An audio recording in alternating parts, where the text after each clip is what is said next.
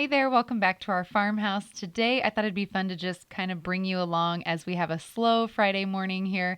It is Easter this weekend, and the kids are home from school today, so I thought we'd just have a leisurely breakfast, do a little egg decorating, and make some French toast. And we're also going to share with you the empty tomb rolls that we've been making the past couple years.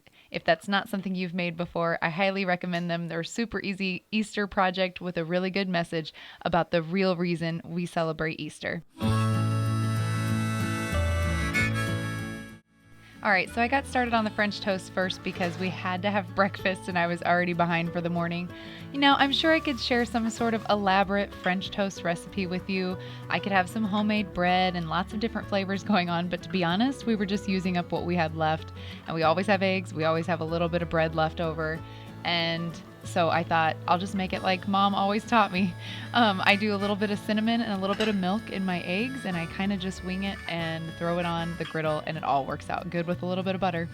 So cook those through, and then I topped them with a little powdered sugar and syrup, and we actually had some fresh blueberries on hand, and that just hit the spot. I don't know about you, but I am all here for all the spring and summer fruits and vegetables. I'm so ready for it. Here's a little mom hack for you. Use a pizza cutter to always cut up your kids' food because it just goes so much faster. The kids love to cut their French toast into fingers, and I liked mine with a side of Greek yogurt for a little extra protein. Put some eggs in the Instant Pot to get ready for egg dyeing later, and then I thought I'd wash up some of our farm fresh eggs because it seemed like over the last couple weeks they've gotten a little more dirty than usual. One trick that I've learned over the past couple years is that you can put your eggs in a bowl of water, and if any of them float, then they're no good, which I feel like rarely ever happens. They last forever, and you can leave them out on the countertop as long as you haven't washed them. Once they're washed, I put them in the fridge, and I just thought they looked really pretty. I mean, do we even need to dye Easter eggs when they look that good? Another trick, if you haven't used your Instant Pot for boiled eggs, do them at manual for 5 minutes and then let the natural release run for 5 minutes and then ice them down for 5 minutes. It's the 5-5-5 method. Google it. It works every time. All right, before the next project, I should grab my coffee. Does anyone else ever leave their coffee and it's constantly beeping at them? Reheated coffee. It lives in my microwave, I swear. All right, so let's talk about the empty tomb rolls. This is something that I found on Pinterest probably a couple years ago, and I decided to bring it in as kind of a tradition to do with my kids because it is so easy. I like the easy projects, and this one has a really good story behind it, and it's a good way to talk to the kids about the meaning of Easter and why we celebrate it from a Christian standpoint. You only need a few ingredients, and a lot of it you'll have on hand. So you're gonna grab some marshmallows, a roll of Crescent Rolls, which I got the sweet Hawaiian kind because why not? That sounded delicious. But I really think any dough would work. I even thought you could probably buy refrigerated canned cinnamon rolls for this project. And then you just need a cinnamon and sugar mixture and melted butter. The only moment of anxiety is when you have to open the can of biscuits or the can of dough. I don't know why, it makes me cringe every time.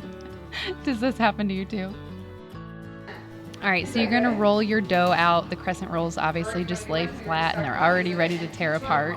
And then you're going to take your marshmallows and you're going to roll them in the melted butter. And then you're going to dip them in the cinnamon sugar mixture. And then roll them up in the dough. Make sure you seal them well. I was just kind of doing this quickly and I did not seal mine very well, so they got a little sticky in the long run. But either way, do it on parchment paper. You won't have to worry about any messes. And roll those up. And then after you get that done, dip the rolls, like the dough part of it, back in the butter and then back in the cinnamon and sugar to give it a nice crust on the outside as well. And they are so yummy. My kids, of course, love these too. And Reese, as you can see, had a lot of fun with just the marshmallows. So that works too. But these were gone in our house in just a few minutes. As it bakes, the marshmallow dissolves into the roll, and so you're left with an empty tomb to represent Easter and Jesus, rising from the dead. So it's just a fun project to talk about with the kids, and it's so much fun to make with them. It's an easy one that's not too stressful for mom, but fun for the kids, and hopefully they will remember this for years to come. Now that we have Jesus all wrapped up in the tomb, we stick him in the oven at 375 for about 9 minutes is what the Crescent Rolls called for. And as you can see, I didn't seal mine up very good, so the marshmallow did leak out, making them a little bit sticky. But I'm telling you, they were delicious. They get the point across, and everyone had fun making them. And the last little Easter tradition for the morning is to dye Easter eggs.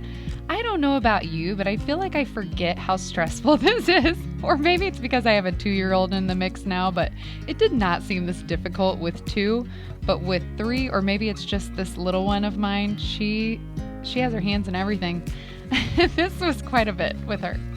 Luckily, she ended up going to help Dad feed the cows. And so that worked out really well for me. But the boys had a lot of fun mixing the colors, especially my oldest. He's creative. He gets that from his mom, I think, but he enjoys this kind of stuff. So it was fun to watch him and his creative process. And then I was off to take packages from my business uptown for the day, and we're going to get ready for the weekend, get ready for Easter. I hope you and your family have a wonderful Easter weekend as well. Thanks for sharing the morning with us. Happy Easter, and we'll see you again next week. Bye, guys.